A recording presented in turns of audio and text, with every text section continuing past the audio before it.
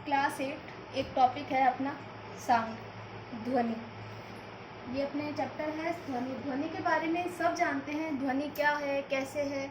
हम लोग हमारे आसपास की बातों को सुनते हैं, हमारे घर की बाहर डोरबेल बजती है, हमारी टीवी में जब आवाज़ आती है तो वो हमें सुनाई देती है। इसके अलावा स्कूल में जब घंटी बजती है तो हमें सुनाई देती है, बर्तन के गिरने की आवाज़ आती है। ये सब क्या है? ये साउंड ही है, ठीक है। तो अब सवाल ये पैदा होता है फर्स्ट कि ध्वनि उत्पन्न कैसे होती है।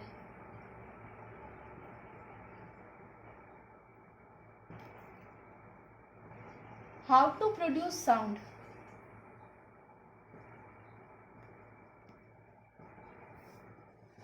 सो वी कैन से दैट, हम कह सकते हैं कि साउंड प्रोड्यूस होने के लिए हमने इनिशियली स्टार्टिंग से पढ़ा है कि साउंड प्रोड्यूशन होता है वाइब्रेशन से, यानी कि कंपन से। जहाँ से भी ध्वनि उत्पन्न होती है उसके कुछ ना कुछ मुख्य भाग जब वाइब्रेटेड होते हैं, कंपित होते हैं, तो वहाँ से ध्वनि प्रोड्यूस होती है, ठीक है। क्वेश्चन नंबर 2, ध्वनि एक स्थान से दूसरे स्थान तक कैसे जाती है।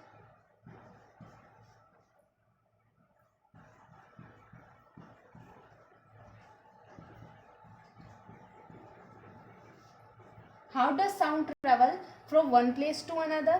तो ध्वनि ट्रेवल कैसे करती है? ध्वनि ट्रेवल करती नहीं है।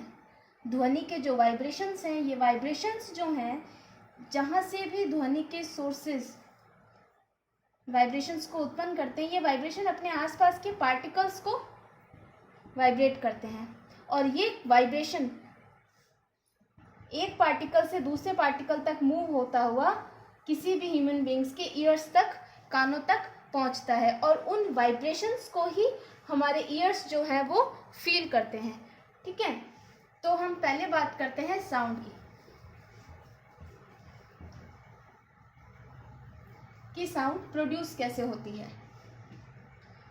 सिंपल एक धागे को या किसी एल्युमिनियम वायर को हम स्ट्रांगली टाइटली एक पॉइंट से दूसरे पॉइंट पर बांधते हैं, और फिर जब हम उसको बीच से पकड़ के छोड़ेंगे तो उसमें कुछ इस तरीके से वो आगे पीछे मूव करेगी।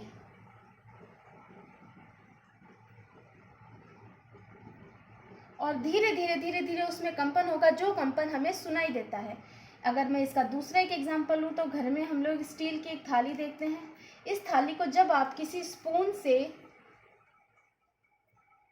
टक्कर मारेंगे, टक्कर मारने पर वो थाली कंपित होगी।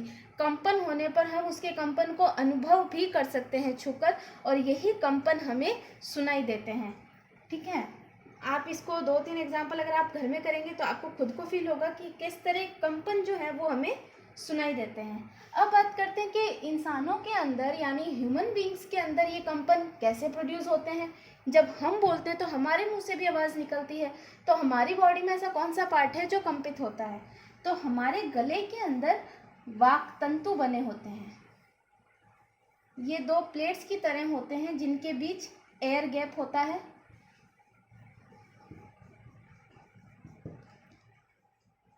यहाँ पे एयर गैप होता है, यानी वायु कोश होते हैं जहाँ से एयर पास होती है।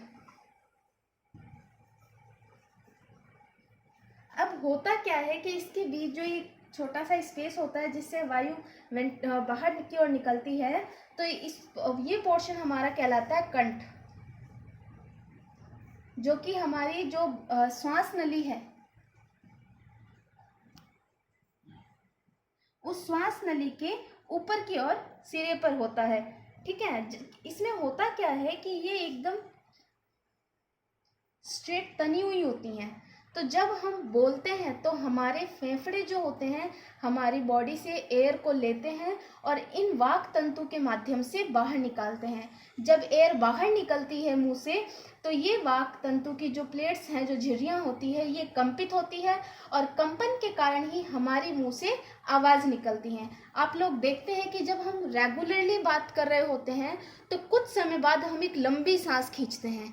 क्यों? क्योंकि हमारी बॉडी के अंदर से एयर जो होती है वो बाहर निकलती है, और एयर के बाहर निकलने के कारण ही हमारे जो वाक् तंतु है वो कंपित होते हैं, और कंपित होने के कारण हमारे मुंह से आवाज़ निकलती है।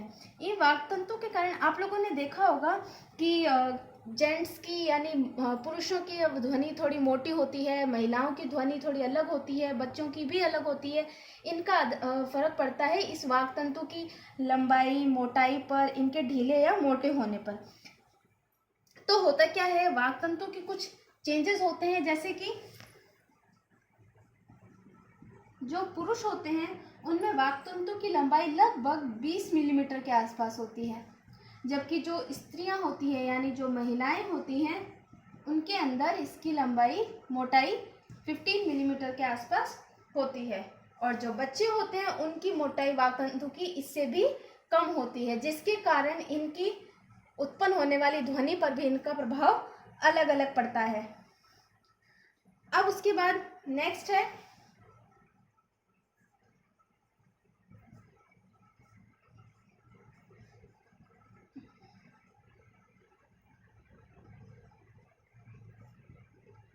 यानी साउंड ट्रांसमिशन।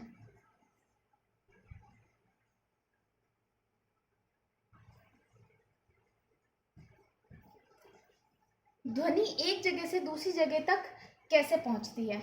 तो आज मैं सिर्फ आपको यही बताऊंगी कि ध्वनि एक जगह से दूसरी जगह तक पहुंचने के लिए उसे किसी न किसी मीडिएटर की ज़रूरत होती है। बिना मीडिएटर के, बिना माध्यम के ध्वनि ट्रेवल नहीं करती है। वो मीडिएटर गैस यानी एयर भी हो सकता है, कोई लिक्विड भी हो सकता है, और कोई सॉलिड भी हो सकता है। किसी न किसी मीडिएटर के थ्रू ही ध्वनि एक स्थान से दूसरे स्थान पर गमन करती है, ट्रैवल करती है। यदि कोई माध्यम नहीं है यानी कि निर्वात वाले स्थानों पर ध्वनि एक स्थान से दूसरे स्थान पर नहीं पहुंचती है। यही कारण है कि चंद्रमा पर वायुमंडल नहीं है, और वायुमंडल के अभाव के कारण ही चंद्रमा पर एक व्यक्ति द्वारा बोली गई आवाज़ दूसरे व्यक्ति तक नहीं पहुंचती है। इनको विद एग्जाम्पल मैं आपको नेक्स्ट वीडियो में बताऊंगी।